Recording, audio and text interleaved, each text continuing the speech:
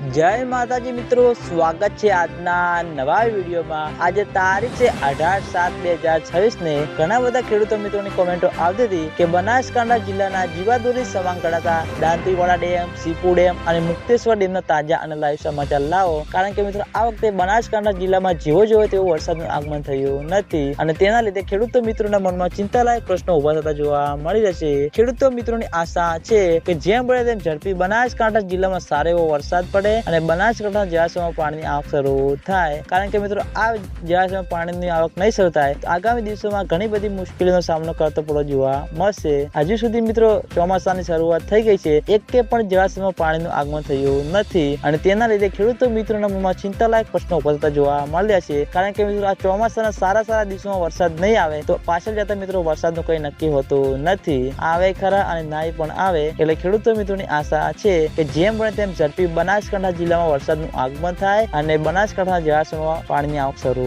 થાય। તો મિત્રો આજના વિડીયોમાં આટલું હતું। તમે બધા અમારી ચેનલ ઉપર નવા હોય તો વિડીયોને લાઈક કરી દેજો, કોમેન્ટ કરી દેજો અને ચેનલને સબસ્ક્રાઇબ પણ કરી દેજો। તો મિત્રો જય માતાજી।